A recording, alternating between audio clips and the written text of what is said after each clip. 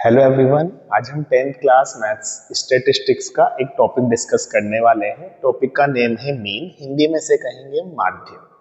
Mean निकालने के तीन अलग अलग मेथड हैं, direct method, assume mean method और स्टेप डेविएशन मेथड। इसको प्रत्यक्ष विधि, इसको कल्पित माध्य विधि और इसको पद विचलन विधि कहा जाता है। इन तीनों के फॉर्मूले अलग अलग हैं लेकिन फाइनल आंसर सेम आएगा। विधि मतलब फॉर्मूले क्या है, डायरेक्ट मेथड का है sigma F x upon sigma F, यानी कि जितनी भी फ्रीक्वेंसीज हैं, बारंबारताएं हैं, उनको मध्य बिंदु से या डेटा पॉइंट से मल्टीप्लाई करते जाओ, लास्ट में ऐड कर दो और बारंबारताओं का योग यानी एडिशन ऑफ फ्रीक्वेंसी से डिवाइड कर दो। सिमिलरली इसमें हम f इंटू डी, किसी मेथड से पहले d निकालेंगे, sigma F D upon sigma F करेंगे और जो हमने मीन कंसीडर किया उसको ऐड कर देंगे। इसमें किसी मेथड से u निकालेंगे, sigma F you upon sigma F करेंगे, मल्टीप्लाइड बाई h करेंगे और लास्ट में मीन जो हमने कंसीडर किया उसको ऐड कर देंगे। तीनों ही मेथड से सेम आंसर आने वाला है, आंसर में कोई चेंज नहीं आएगा। ठीक है, तो देखते हैं कैसे किया जाता है।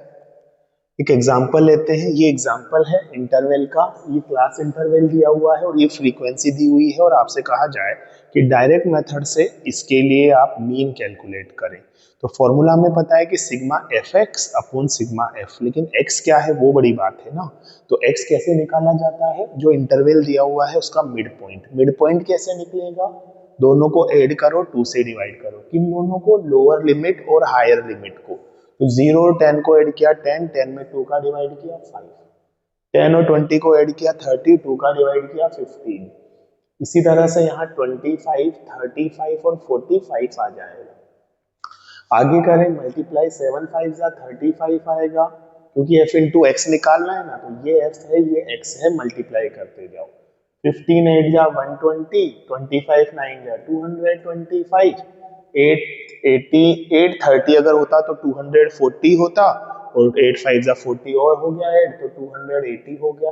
840 320 और उसमें 40 ऐड हो गया तो 360 हो गया।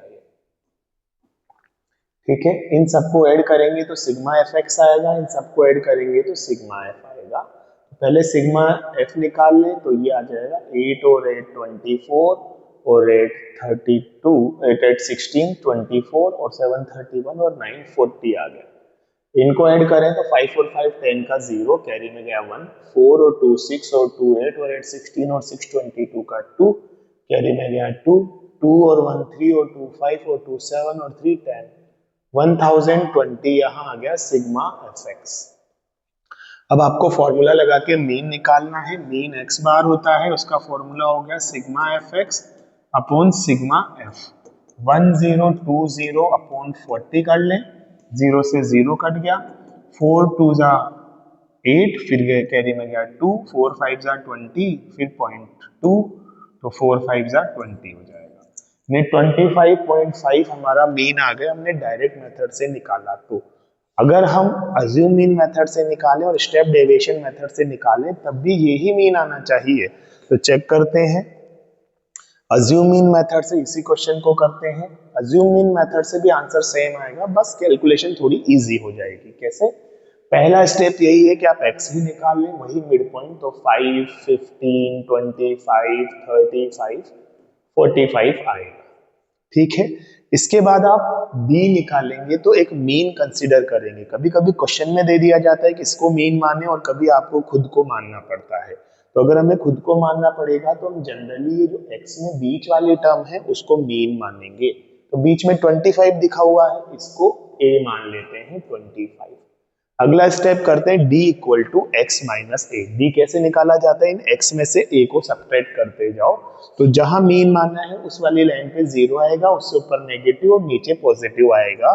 तो 5 में से 25 गया तो -20 बचा, यहाँ -10 बचा, यहाँ 0 बचा।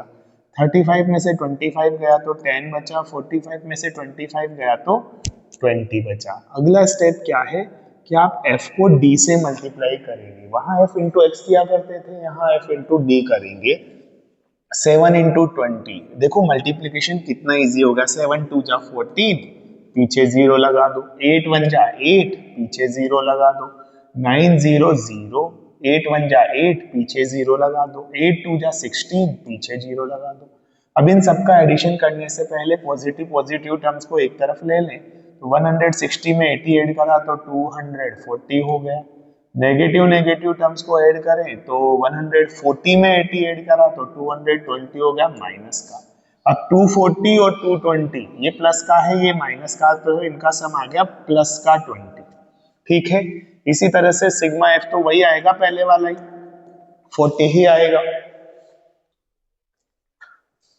तो हमारा सिग्मा एफ डी 20 हो गया और सिग्मा एफ 40 हो गया। अब फॉर्मूला जो लगेगा वो थोड़ा चेंज आ जाएगा। फॉर्मूला ये लगेगा, सिग्मा एफ डी की वैल्यू 20 है, सिग्मा एफ की वैल्यू 40 है और ए ऐड कर दिया। ए क्या माना हमने 25, तो 20/40 हो गया 0.5, 25 ऐड किया तो आंसर आया 25.5। तो इसका भी आंसर वही आ गया जो पिछले वाले मेथड से आया था, यानी कि हम डायरेक्ट मेथड से करें या अज्यूम मीन मेथड से करें, दोनों से ही आंसर सेम आएगा। अब यही चीज हम स्टेप डेविएशन मेथड से भी ट्राई कर लेते हैं।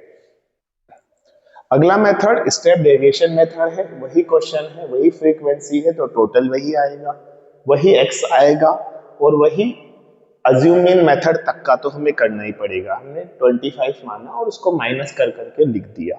तो स्टेप डेविएशन मेथड में हम अज्यूम मीन मेथड तक तो करते ही हैं, उसके आगे एक स्टेप और करते हैं। क्या करते हैं स्टेप, इसको जो -20, -10, 0, 10, 20 ये जो डी आया ना, इसको भी थोड़ा छोटा करते हैं। तो छोटा करने के लिए इसको डिवाइड कर देते हैं, किससे, इस इंटरवल से। इंटरवल कितने का है, 10-10 का इंटरवल है ना, तो h कंसीडर कर लेते हैं 10। तो a तो हमने मान लिया 25 जैसे पिछले क्वेश्चन में माना था, और h जनरली हम इस इंटरवल के बराबर मानते हैं। इस तरह का h होता है जो सभी नंबर्स को डिवाइड करके थोड़ा छोटा कर दे। अब अगर इन सभी को 10 से डिवाइड कर दिया जाए तो 2, 1, 0, 1, 2 कितने छोटे नंबर हो जाएंगे, उनको मल्टीप्लाई करना और भी आसान हो जाएगा। तो u जो है वो बोला जाता है इसे, और d बाई एच। तो -20 में 10 का डिवाइड किया, -2, -1, 0, 1, 2।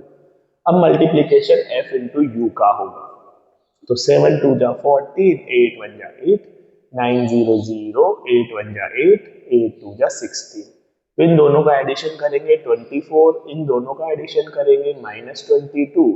तो जो सिग्मा एफ यू है वो इसकी इस बार प्लस का 2 आएगा। जो +20 आया था ना पहले, वो अब की बार +2 आएगा। अब सिग्मा एफ यू निकल गया, एफ निकल गया, ए पता है, एच पता है, तो एक्स बार का फॉर्मूला क्या हो जाएगा, sigma F you by sigma F multiplied by H, और लास्ट में ऐड करना है ए।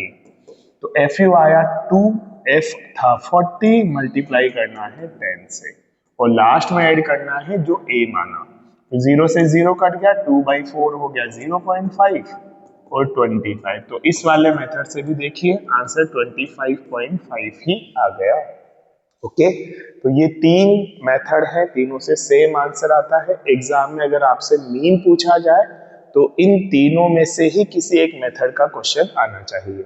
तो आई होप आपको ये क्लियर हो गया होगा। इन फॉर्मूलों को आप शुरू से एक बार इन फॉर्मूलों को दोबारा देखें, तो इन फॉर्मूलों में क्या है कि देखो, ये formula sigma F x upon F था, ठीक है।